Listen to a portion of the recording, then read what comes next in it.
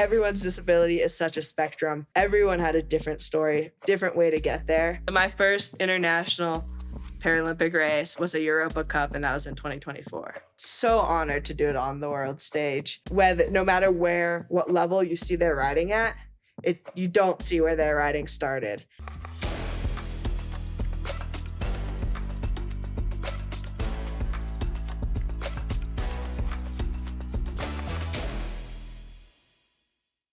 Welcome back to Hidden Champions, the best athletes you've never heard of. My name is Dani Aravich, two-time U.S. Paralympian, soon to be 3, in the sport of para-cross-country skiing, and I'm excited to bring you this podcast alongside FIS.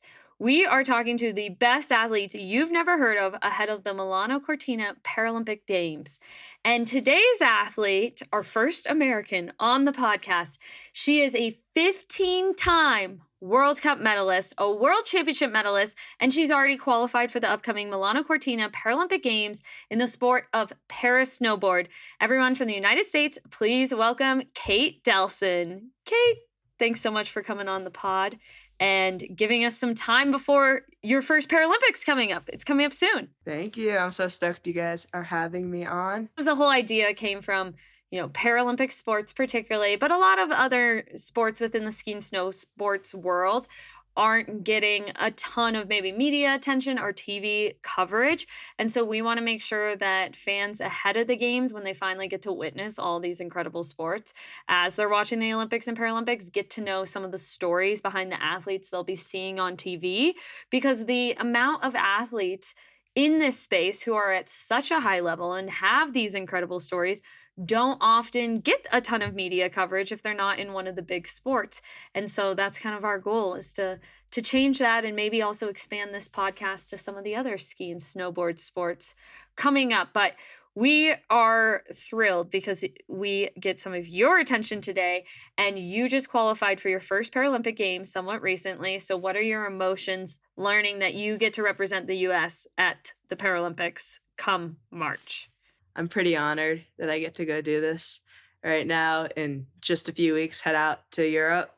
And I don't think it's fully hit yet, and I think it will when I get there. Yeah, right now I'm just stoked, trying to be as excited as I can and taking it in, remembering what 10-year-old me would think right now with this opportunity. It would be really stoked. So that's what I'm trying to harness. I love that. Did 10-year-old you know about the Paralympic Games? I don't think so. I feel like she must have, at least the summer games. And I don't remember a point where I learned about para snowboarding. I think it was something I kind of, so maybe I kind of assumed it existed, because at some point, obviously, I knew the Paralympics existed, and I think someone brought up para snowboarding when had to be before I got more into snowboarding.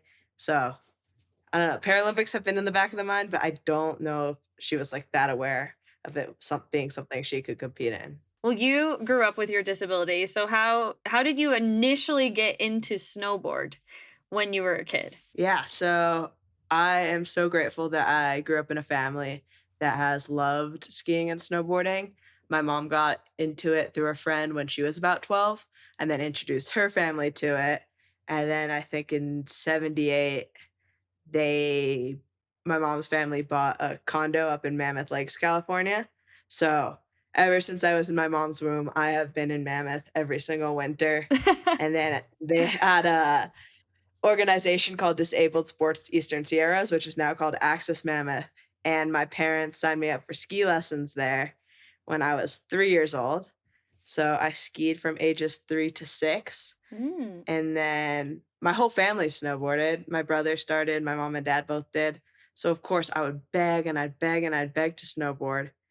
And finally there was some hesitancy there, because within the disabled sports back then, it was just the thing to do to put everyone on skis. There was more instructors for that. They had more adaptive tools. But I always struggled on skis with my 1 weak leg. So when they put me on a snowboard, things progressed a lot faster. And I think it just took one of the volunteers there to be just let her try it. And I didn't go back to skis since. I've done it like 3 times, but not much. What is it that made you love snowboarding? Was it an instant love or did it take time to grow this love of snowboarding? It felt pretty instant. I think it was instant once I was strapped in with both feet making S turns down the mountain. Um, I was so stuck on skis on the pretty much just the baby chair. I branched out a tiny bit, but it hurt my leg to ski and I couldn't make even left and right turns. So I honestly felt so free on my snowboard. I remember like I lived in San Diego. I'd grow up doing sports with all my friends, but I was not a fast runner, not a fast with all those sports I would play with my friends. Then on a snowboard, I felt like not held back by my disability whatsoever. My 2 legs were working together and I just knew, I think, at that little age, and I Oh. loved it so much. What age did you start taking your snowboarding a lot more seriously and realized you could compete in this at a high level? It was 15 when I was able to join a snowboard team. I'd always kind of took it recreationally seriously, if that's a thing in my head. Mhm. Like, I would want certain tricks, I would hike it, I would study my video, I would try to get them. But when I was 15, that was in 2020, I believe, and school was canceled, and my dad's a teacher, so I told him, like, "Can we go to Mammoth for 2 weeks?" And I knew it'd be more than that. So we go up there, and I somehow convinced my after the 2 weeks are up, I'm like, "I gotta join the snowboard team, and let's stay here even longer." So it took a lot of convincing first for me to convince my parents to let me join the snowboard team in Mammoth, and then we had to convince Mammoth because 1, it was February, the middle of the season, and 2, this must have been 2021 because they weren't shut down for COVID. Yeah, it was middle of the season and they never had a disabled athlete before. So I rode with the director. They saw me ride. They were like, "Sweet, she'd be a good fit." But like it did take a lot of convincing on my family's end to get them to be open to it. And that's when things just progressed. And what type of snowboarding did you mostly do growing up? Because as we'll get into, the nuances of the two specific events within para snowboard are somewhat unique. So, what type of riding were you doing in your childhood? Yeah, so nothing close to what I'm doing now. Growing up, I just rode the big mountain and loved the park, hitting boxes. I was not that good at it. I was scared of it, but I loved it so much. And then, yeah, when I joined the team, there's an event called slopestyle. It's in the Olympics. It's rails and jumps. So that's what I got really into when I joined the team. I did my first few slopestyle competitions. Um, and a bit of big mountain, lots of moguls and steeps as well. How did you find out that you could race snowboard cross and bank slalom in the Paralympics, even though you were doing all this park riding and slopestyle? I was a senior in high school, when college was creeping up on me. I knew I wasn't ready for it yet. I just took a deep dive in snowboarding like 2 years ago, was absolutely in love with it. Um, and like I said, I knew in the back of my mind para snowboarding existed. And I looked it up online a little bit. I saw Brenna Huckabee and Lisa Bunchutton. Those were like the 2 people I can find, I think.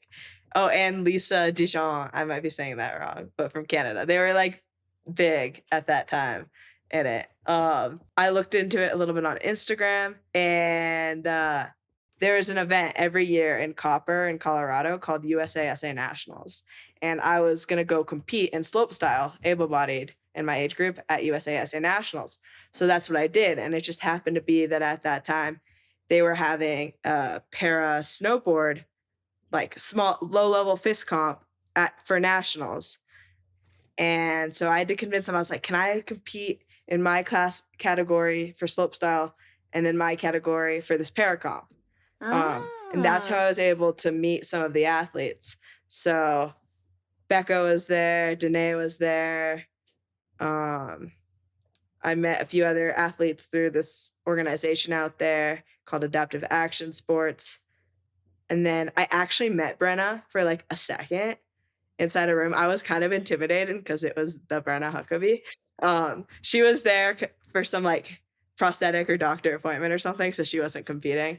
But I did that race and I talked to some of the athletes there, and they put me in touch with a team out here in Utah called Team Utah, which trains the majority of US para snowboarders right now.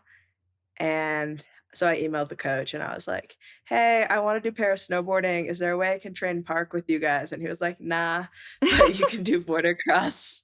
So, yeah. Were you into that idea of border cross, or were you pretty heart and soul set on I'm going to be a great park slopestyle rider? I was not into border cross, but I also wasn't at the time confident I could take my abilities to the professional level. In slopestyle, I got a late start, I had a disability, all that stuff. So I was like, let's try the slopestyle thing. My coach at the time, he'd be like, okay, then straight line this. And I'd be like, nah. It's like, you're not going to do well. You don't like to go fast. You And don't like to go fast. I like to make turns. But it turned out I got into it. I went to my first few races. And it's fun, dude, racing down the course next to people. And then we do bank slalom too, which is so technical. I've fallen in love, and I am so grateful for the racing disciplines because they truly make you a better snowboarder. Do you see those skills now that you've been doing the racing sports for a bit transfer back if you ever do ride park or you're out in the backcountry? I spend a lot more time out of the park now that I race border cross, but whenever I go back in with my border cross skills, my skills transfer. I'm keeping things mellow right now, but when if I jump on a rail to 50-50, or if I just want to get basic spins and stuff, like my foundational skills are so much better than what they used to be. And my park skills also have translated to border cross in terms of like board control, air awareness. Everything translates in snowboarding. Was there part of you that was hesitant to make the jump to para snowboard because you hadn't been exposed to Paralympic sport before? Was there some fear around trying this out because it wasn't you were used to riding with people without disabilities? Like, was there some sort of hesitation there? Yeah, I think I didn't know what to expect. Mm-hmm. I wasn't sure what the level would be at. And I wasn't sure what the vibe would be. But when I got there, the level, it ranged a lot. Mm-hmm. And I was stoked because I felt like I fit right in there and had a lot of work to do to get to the higher level with the other girls.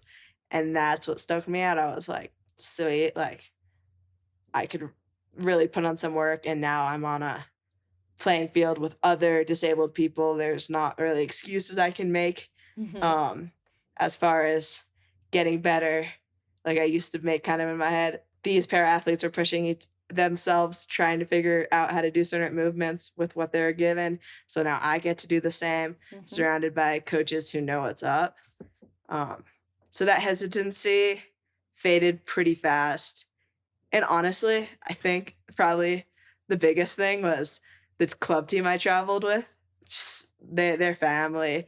And I don't ever remember a moment where we were shy with each other. We didn't feel like sisters and brothers. That's really what got me glued in, I think, the family that is in the team the atmosphere. snowboarding. Yeah. And your club coach ended up becoming your national team coach, isn't that right? Yeah, so that actually happened at my first competition ever competing was his first competition coaching the national team. Wow. Which was interesting. And what year was your first international Paralympic level race? So my first international Paralympic race was a Europa Cup, and that was in 2024. 2024. January. So 2 years ago. Yep. And now you're headed to the Paralympics. That's a fast turnaround, Kate. Yeah, pretty crazy. But I did compete park a little beforehand, so I think that helped me understand the comp mindset a little bit. It's a lot different at the world level, but yeah, pretty crazy for me. Did you watch the Beijing Paralympics on TV in 2022? I definitely don't think I watched it in 2022. I've watched it many times now, especially when I was trying to get into the sport. Yeah, but I feel like I don't think I really watched in 20 I feel bad, I wasn't a Don't Paralympic don't feel supporter bad. before the thing. Don't feel bad. You But didn't know. yeah, I didn't know, which is crazy because yeah, I found out about it probably about a year later.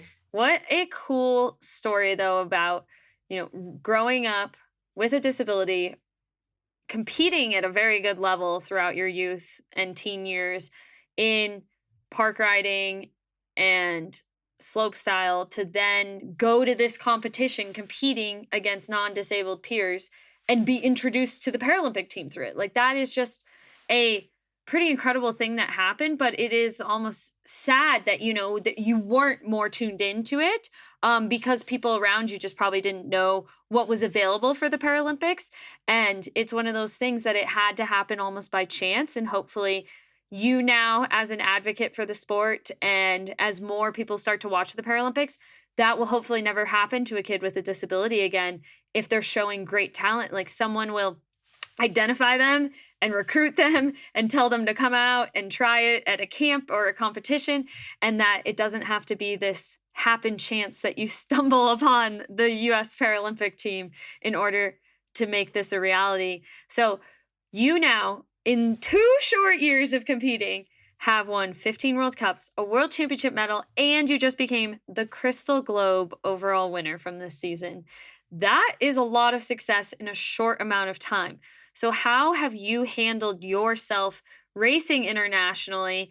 And what type of expectations are you placing on yourself when you're out there competing internationally? Like, do you still view yourself as the new kid on the block who's getting their footing into this world? Or are you like, no, I'm one of the top, I'm one of the elite, and I'm here to race? Yeah, that's a good question. How do I handle myself? I don't think I do.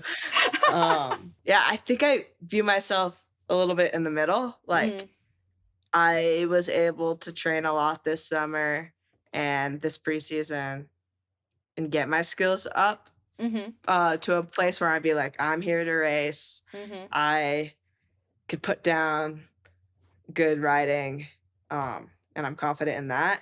I also feel like the new kid on the block. Like I just want to be giddy. I'm there. I'm at the Paralympics to have fun, and do literally my favorite thing in the world is snowboarding, and I'm so honored to do it on the world stage. Um, I can't really set expectations on myself. I've never done anything like this before. All I can say is like I expect myself when I'm there to just put in the work that I always do at a comp and be focused and just grateful to be there and soak it all in. And I know that if I could be grateful to be there while I'm there, I will be stoked and hopefully having fun. I mean, you've been. It's gotta be kinda cool. Yeah, Yeah. it's a special experience. So, how do you actually train in the summer for people who are tuning in and they see winter sport, they assume, oh, you need snow to train. How are you training for these two very specific events throughout the summer? There are multiple ways we train through the summer. This was my first summer on the US Ski and Snowboard team, so I had a lot more resources than in the past. A solid majority of my training was in the gym, lifting weights, getting stronger. I was not that strong before, and I still have a lot more to become. Um, and then we have this cool thing at our training center, which is a start gate with fake snow on it. So you can just practice pulling out of the start gate, which can be technique and reaction time. And there's a little roller. So there's a lot you can practice there. Skateboarding, mountain biking with reaction time. So there's Mm, so many ways we can train without snow. And then we had some opportunities to get on snow this summer. We did 2 on snow camps. We went to Mount Hood in Oregon in July, and then we had an amazing training camp in August in Argentina, where we had a border cross course up, and a lot of the other countries went, and we just trained on that course. We ran some mock races, and that was pretty rad. Is it common to find a resort or somewhere that has a bank slalom or a border cross course? Or is it pretty hard to come about these when it comes to looking at training opportunities, or even when you're at home in Utah? Like, do you get to practice on a bank slalom course or a border cross course, or are you doing your training just on the general mountain? So it's actually pretty rare that we can train on a course. Here in Utah, we train on the mountain doing drills, and then we try to set gates at least twice a week, like slalom and GS gates. My coaches probably know more than me that it's really hard to find courses because they're constantly trying to look. We had a really cool opportunity this December where Waterville Valley, New Hampshire, actually built us a bank slalom course and then already had a NORAM snowboard cross course that they let us alter. So we had a training camp with both of those, and that was really awesome training. So, but here home in Utah, we don't have a border cross course or anything. So you really have to like get your practice in to what you'll be experiencing in a race at a race. Like you have to almost use those races to get that experience and that knowledge of what the course and some of the technical things will be like, because you're not getting that exact practice in your training, which is really difficult. And is that overwhelming for you guys, or is this common across the world? Like, most athletes from other nations too are not able to train on the courses, so it kind of is the norm. Some other nations definitely do have more time on course. Like I'm Mm. always seeing Italy on a course. And it was kind of intimidating at first. Like we'd go on these courses and I'd be like, I've never been on like many border cross courses before. Sometimes mountains will have little like, but it's not also not something you've never seen. Like I've been in runs with berms and rollers. I've been on jumps in the park. It's kind of putting it together. And then something, I'm not sure if this is unique in para snowboarding compared to the able-bodied side, but like we usually have a comp in Finland Mhm. and we have a whole 1 week training camp there, like 5 days of training before the comp. And then we just had a comp in Steamboat. We had 2 days of unofficial training and 1 day of official training. That's not typical. And we usually get, I don't know if that's typical or not for able-bodied, but there's usually at least 1 day of unofficial training at our comps, which just gives us more time to practice. Break down for us the two events. Let's start with border cross. So it's first across the line. It's exciting. You do a qualifier to determine the fastest people and then how you're seated. What are some of the context clues that a viewer should have if they're watching para snowboard, specifically border cross, for the first time at this Paralympic Games? If you're watching border cross for the first time during these games, I think it's pretty cool because it makes, even if you don't know much about snowboarding, it makes so much sense to the viewer. Like you said, first across the finish line. There you go. Some cool things you could look out for is, since we're going out, for all four of us start at the same time, going at the start section. The start section is more technical, and that's a common spot that can separate the pack. And then people at the start, we're going into turns. You can look for different line choices that we make. You can watch if we take it low and dive low, or if some of us go high. And then people could be strategic and pull into another rider's draft, and that could allow them to later shoot past the other rider. You have to be strategic when you pass, because sometimes if you pass on the inside, yeah, that's good, but the person up high will get more of a downhill slope, and they might just counteract that pass. So I think that's good to look for. And then, yeah, so when we cross the line, the first two riders who cross the line move on. So I think if we start with the quarterfinals, first two move on, would go to semis. And then from semis, the two winners of both semifinals will go to the big finals, which race for medals. And then the two losers from the semifinals will go to the small finals for fifth, sixth, seventh, and eighth. Gotcha. And what do you love about this specific event out of the two? You're literally riding a snowboard. It's not like you have a contraption around you. Like your body's just there next to other bodies riding the snowboard. And it happens usually within a minute, but it feels long. And you gotta really be in the present, because if you're Mm. thinking too far in the future, if I'm thinking about crossing that finish line when I'm on that course, I'm gonna mess up a line. You gotta just be thinking, where all the riders are right now and make the decisions kind of in the moment. You can think a little ahead, like, because you know there's other passing zones in the course, but you definitely can't be thinking about the finish line, at least for me, while I'm on course. Take us through bank slalom because this event also is unique to the Paralympics. There isn't an Olympic bank slalom. So explain what bank slalom is and how the format works. Yeah, so bank slalom, you cannot compete at a FIS World Cup level, able-bodied. Only para snowboard has that one right now. But there's very common recreational bank slaloms across the country and other countries because it's just like something all snowboarders love to do. And you can think of it's turning and berms. Sometimes there's rollers mixed in. And it's cool one because border cross people can knock into you, there could be contact, which is all part of the game. But in border cross, it's just you and your snowboard. And there's no yeah, it's all on you to get the time that you can get to take the right lines. It's as technical as it gets. Like little slip ups can cause big problems. We saw that a lot in our last course. Bank slalom was the one I was most skeptical of at first. And when I went to I didn't go to my first bank slalom comp until March of 2024 because the other ones Oh. got canceled and I missed one. And it was so fun. I did not expect it to be as fun as it was. Um, Probably not the funnest for spectators to watch, if but it's like honestly, I might take that back because it could be pretty cool to watch them ride down the course. There's nothing like border cross. Yeah, it's cool because it's unique to the Paralympics. Yeah, that is special about it. And you'll get to compete in both at Milano Cortina. There is only one category for the women right now in para snowboard, and it's a combined LL1, LL2. And for anyone who doesn't know, it's the lower limb impairment 1 category and the lower limb impairment 2 category. In the men's race, you actually see those separated, but in the women, they are paired together. So, what's that like having a combined class right now?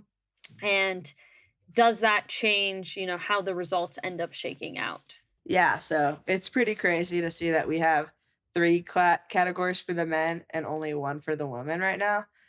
Um, the woman we compete, like you said, combined lower limb, and then we're completely don't have upper limb in the Paralympic Games right now. So basically, the 2 lower limb classifications in simple terms is an above knee amputation or something similar. So that's like you're missing 2 joints. That's LL1. And then a below the knee amputation or something similar is LL2. And I am LL2 classified. So we compete together and you definitely and just within that, disability in general is such a spectrum. So no 2 LL1s are going to be as the same, no 2 LL2s are going to be the same. Um and that's just a factor in all parasports. Which has a beautiful element to it for sure. Right now, we put these 2 classifications in place to make it more fair, and yeah, it's unfortunate that we have to compete together.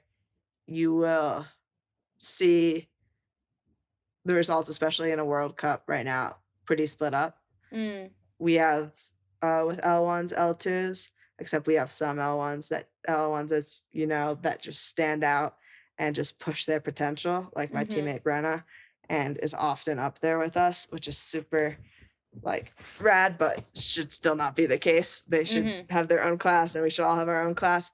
But on the bright side is, like, we have a sport to compete at mhm, in the Paralympics, being disabled and snowboarding. So I'm glad we get to do that no mhm, matter with these nuances. And I mhm, am pretty excited because it sounds like they're separating the classifications for next year, which means we got to show some numbers. We got to bring enough L2s, enough L1s to prove to the organizers that there is enough numbers to have us compete separately in the future. But just know when watching the games, like everyone's disability is such a spectrum. Everyone had a different story, different way to get there. Um, Whether no matter what level you see their riding at, you don't see where their riding started and how much progress they've made to get there. So everyone has their own wins at the games, which is unique to parasport, and just seeing all the battles that especially some of the L1s had to go through just to get there. I love that you said that because I think obviously when it comes to games time, everyone from the announcers, the media, everyone's obsessed with medals and obsessed with gold, silver, and bronze. But there is a lot of context clues that are missing in that story. And I know for myself, that's been I started a very technical sport in my mid 20s, and I compete against people who have done it since the time they could walk, and it's ingrained in their culture. And so, of course, I'm not beating them at this moment in time. Like it's going to be a longer process for me to get to that place, and for others, it could be the injury they've gone through the past year. Maybe they haven't competed for the past year, so of course they're not in the same shape that they were in 4 years ago, maybe when they won their medal. I think we're seeing that with the Olympic Games right now too, Yeah. is there's a weight of expectation if you have medaled or you're expected to medal, but often those context clues of everything else going on or how you came to the sport, what age you started the sport, what injury you've gone through isn't part of the story. And I think it's an important part of it because it does alter results at the end of the day, and it is going to change that. So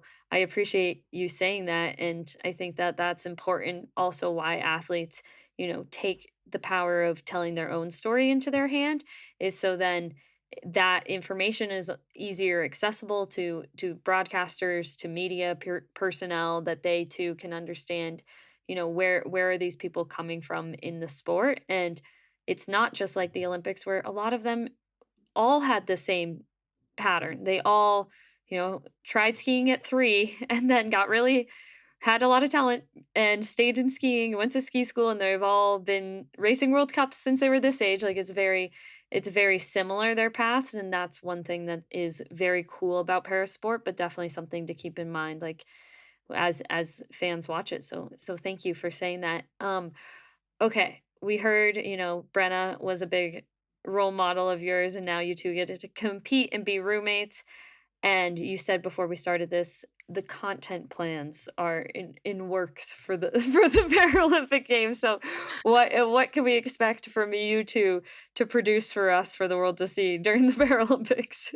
Guess Brenna's probably sending me more real ideas right now. Um, I put the hands of the popular trends in Brenna, and I am there to be in the videos, and hopefully I can come up with some of my own. Yeah. I have started a vlog. That's on my YouTube, Kate Delson. So I will be vlogging the games, and I've vlogged most of the World Cups up to this point. So Incredible. that'll be a great inside view on the games. I'm really curious because right now my feed is blown up with Olympic feed. I want to see this. I know my feed will be blown up with Paralympic feed because that's the kind of content I see. But I hope that it gets up there with the Olympic feed. Like we could show you guys around the Paralympic Village. There's so many unique different sports. I want to go watch. I'm hoping to go to one of your events because we have it's a kind big of a block. far drive. I do, but I think I have a way. We'll see. But like we have like 6 days off in the middle, so I'm gonna Oh, try. okay. We're gonna be in the same spot as Paralpine, so And wheelchair curling, you will be in the same. yeah, just remember that wheelchair Yeah. curling and Paralpine. So you can watch me go to some of those events, give behind the scene infos. I definitely a Paralpine super fan. So Ooh, okay. We'll see Kate in the crowds of para alpine.